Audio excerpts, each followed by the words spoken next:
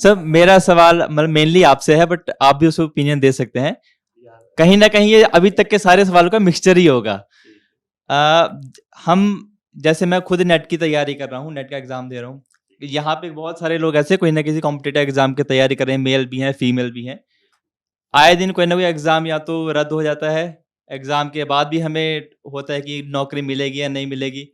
और मेरा ऐसा हिसाब है, तो मैंने 2 बार नेट दिया, दोनों बार नहीं हुआ। मैंने घर में बोल दिया कि नहीं हुआ, उन्होंने बोला कोई बात नहीं अगली बार कर लेंगे। कोई टॉक्सिक माहौल नहीं बिल्कुल भी। पर फिर भी मुझे तो पता है ना कि मेरी उम्र हो रही है, एक एज का क्राइटेरिया है, उसमें जाके मुझे बोल जाए कि भाई पहले उम्र नहीं थी अब उम्र नहीं है। ये 2 बातें बोल दी जाएंगी। और उसी में शादी का भी है। लड़के को कहीं ना कहीं वहां तक पहुंचना है कि डबल या थोड़ा उससे ज्यादा चाहिए कि वो उतना बराबर हो सके, उससे शादी के कंपेटेबल हो सके कहीं ना कहीं। तो उस सिचुएशन में फिर मेल फीमेल वाला कैरेक्टर कह लो, या कि फिर आपने जैसे मैंने आपसे मैं इसलिए क्वेश्चन पूछ रहा हूँ कि आपने सरकारी नौकरी छोड़कर अपना खुद का इंस्टीट्यूट स्टार्ट किया। तो उस माहौल में कैसे कि लड़का भी अपना मोटिवेशन उसका भी बना रहे कि यार ठीक है करना है तो करना है, जैसे भी उससे थोड़ा नहीं एग्जाम कराया खोरा तो कोई और काम करना है, वो कैसा। और मेल फीमेल वाला कैरेक्टर में भी आप अगर बोलना चाहें कि कैसे उसको स्टेबल रखा है कि हाँ उससे ज्यादा भी रहना है कम भी नहीं रहना है, वो पॉइंट। चलिए शुरू करें वहीं से। आपने जैसे कहा ना, आपने नेट का 2 बार एग्जाम दिया और 2 बार एग्जाम आपसे क्लियर नहीं हुआ, लेकिन आपके साथ आपके जो फैमिली में जो पेरेंट्स ने कहा कोई बात नहीं फिर हो जाएगा। अब एक सिनेरियो आ गया कि अभी जैसे इस बार का पेपर लीक हो गया, नेट का पेपर आज से नहीं, नेट का पेपर अगर पहले भी जाएंगे तो हमेशा एक हायर एजुकेशन का सबसे टॉप मोस्ट एग्जाम होता है।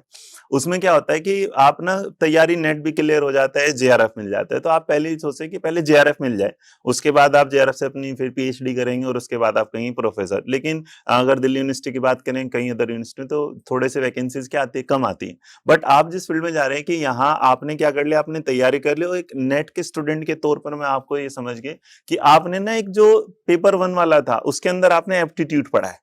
एप्टीट्यूड मतलब आपको लाइफ में कैसे चलना है, और दूसरी तरफ आपने मेन सब्जेक्ट पढ़ा है कि उसमें आपको क्या है। तो मुझे लगता है आपने ना उस दौरान में एक ऐसे स्किल डेवलप कर ली है कि अगर आपको जॉब नहीं भी मिली ना, तो आप उस सब्जेक्ट में इतना आगे जा सकते हैं, शायद आप उस जॉब में भी ना जाते। तो इसका आप फैमिली के सामने ये वाली बात, ये आपको डिसाइड करने की आपकी लाइन कहाँ है। मुझे ये पता था कि मुझे कभी साइंस नहीं आ सकती, मैंने 3 बार पढ़ने की कोशिश करी, तीनों बार मुझे आज तक नहीं समझ में आया क्या होता। चौथी बार मैंने कभी कोशिश नहीं करी, लेकिन 5वीं बार जब मैं अपनी किसी चीज को सेलेक्ट कर रहा था तो मेरे दिमाग में मेरा ओरियो बिल्कुल क्लियर था कि मुझे क्या करना है। तो आपका अगर सब्जेक्ट वो बन चुका है तो यकीन मानिएगा उस सब्जेक्ट में आप कुछ ना कुछ इतना बेहतर कर लेंगे कि आपको किसी दूसरे के जॉब की जरूरत नहीं, ना किसी के यहाँ जाने की जरूरत है। आप प्राइवेट जॉब भी सर्च कर सकते हैं। हम लोग में से अगर मैं मैम की बात करूं या मैं अपनी बात करूं, तो एक तरीके हम तो प्राइवेट जॉब भी करते हैं। मतलब मैं अपने यहाँ करता हूँ, मैं अपने इंस्टीट्यूट का मालिक जरूर हूँ, लेकिन मैं जब क्लास में जाता हूँ तो मैं सिर्फ ये सोच के जाता हूँ मैं एक टीचर हूँ, क्योंकि मेरी एक रेपुटेशन और मेरी जो पर्सनैलिटी निकल के आती है एक टीचर के रूप में आती है। मैं मालिक बन के तो दुनिया के सामने नहीं जाता, मैं यहाँ भी टीचर। तो आपने अगर उस स्किल को डेवलप कर लिया है तो पास फेल होना तो दूर की बात है, हमेशा हर कोई पास हो नहीं सकता।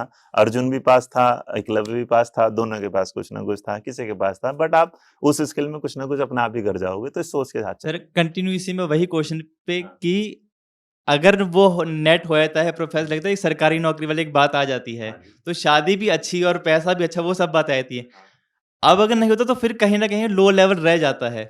तो जो आपने मेल फीमेल पे जिस पे हम डिबेट कर रहे थे उसी पे टॉपिक पे कि वहां कितना फिर प्रेशर बन जाता है कि अच्छा नहीं होगा, आगे अच्छा मिलेगा नहीं मिलेगा। प्राइवेट में पैसा बहुत अच्छा है ना, ऐसा नहीं है, बिल्कुल सही कह है रही ना, है मैम। ऐसा कुछ भी नहीं है, ये जो माइंडसेट ग्रोथ गलत है है।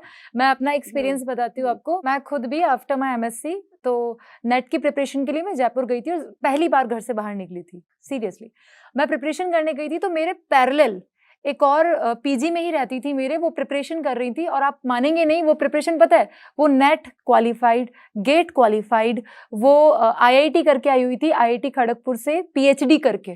Can you relate? और उनकी पीएचडी कंप्लीट हुई थी 8 साल में। She is 31 at that time, I am 21।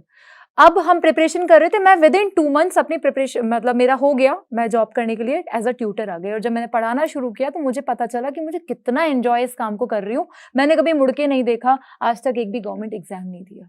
मैं इतना एंजॉय अपनी जॉब को कर रही थी, और वही उसका रिजल्ट है कि मैं उसमें और ग्रो करती चली गई। वो आज भी मुझे रीच आउट करती हैं कि मुझे रिकमेंड कर दो, मुझे रेफर कर दो।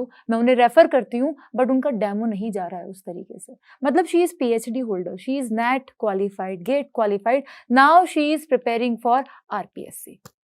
तो मैं ये नहीं कह रही कि आप गवर्नमेंट जॉब की प्रिपरेशन करना चाहते हो तो गवर्नमेंट ही सब कुछ है। कंपैरिजन बहुत गलत बना हुआ है कि प्राइवेट सेक्टर की जॉब्स को डिफाइन करते हैं कि हम किसी के यहाँ नौकर हैं, ऐसा नहीं है। मैं अपनी जॉब को बहुत एंजॉय कर रही हूँ and that is the only reason कि मैं मुड़ के नहीं देख पाई कि मुझे गवर्नमेंट का एग्जाम तो दे ली थी। भाई मैं जिस लेवल का एग्जाम पढ़ा रही हूँ मैंने कभी उसका कोई फॉर्म नहीं भरा क्योंकि मुझे दोस्त पढ़ाने एक में बड़ा बात मजा आ और रहा है। जो आपको आपकी नौकरी की वजह से सेलेक्ट करेगा ना, उसे आप सेलेक्ट मत करना।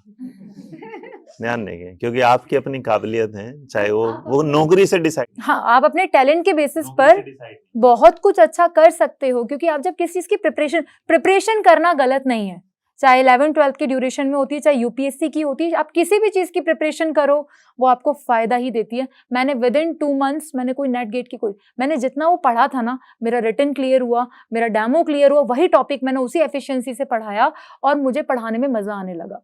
तो ये जो आपने कहा ना गवर्नमेंट और प्राइवेट का कंपैरिजन, ये बहुत ही गलत है। आपके अंदर इतनी स्किल्स डेवलप हो जाते हैं जब आप तैयारी करते हो कि वो रिफ्लेक्ट होके आते हैं और आप अपने टैलेंट का बहुत और प्राइवेट सेक्टर में जैसे मैम बता रही हैं जॉब आपका ग्रोथ ज्यादा है।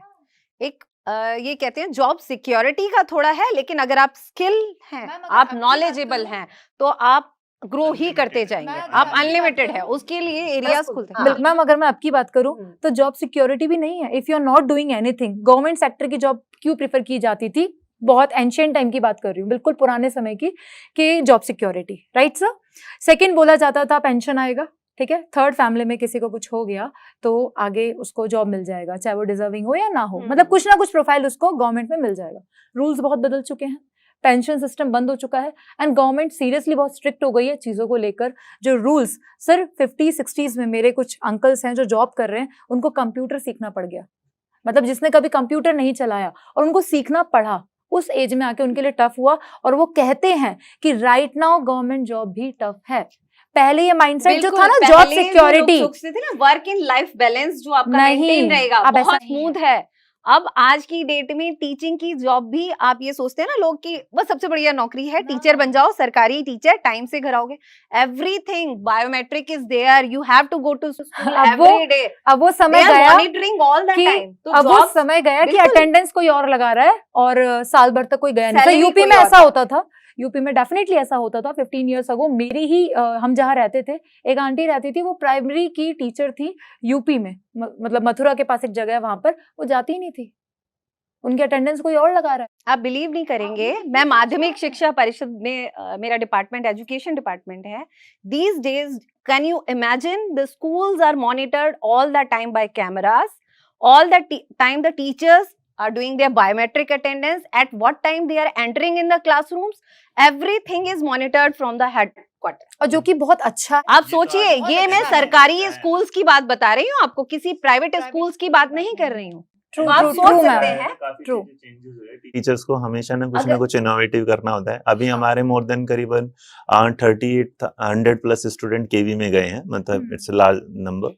उसके बाद जिनके फोन आते हैं कि सर ऐसे नौकरी ले ली, पर ऐसा नहीं लग रहा कि ये आराम वाली नौकरी है। यहाँ हमें रात को वो जो है ना प्रिंसिपल लोग रहे 5-5, 5:30, अभी उनके लिए आप देखो इलेक्शन की ड्यूटी उनकी थी, टीचर्स को लगाया हुआ था। उसके बाद वहाँ अलग रोज कुछ ना कुछ नई ट्रेनिंग हो रही है, कुछ नहीं, बहुत सारा कार्यक्रम में उनका योगदान होता है। आप ये समझिए, जो कि हमारे देश के विकास के लिए मैम बहुत अच्छा है, हमारे देश के विकास के लिए बहुत अच्छा है कि मतलब सोचिए ना, आप बैठ के आप हम लोग टैक्स देते हैं यार, आप लोग की सैलरी उससे आ रही है, तो क्यों नहीं हुआ ऐसा?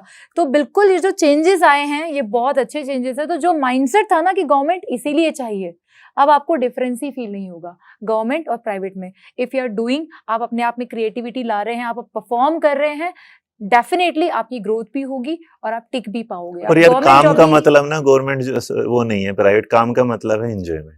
जो मजा कर रहा है काम, आप देखो अपने यहाँ काम कर रहे हो, खुश हो तो ठीक हो, नहीं तो फिर बदलना हुआ ना, जो चेंज है लाइफ का वाला। मुझे लगता है कि हर काम में जो आप खुशी ढूंढ लेते हैं ना, वो आपको लगता है कि यस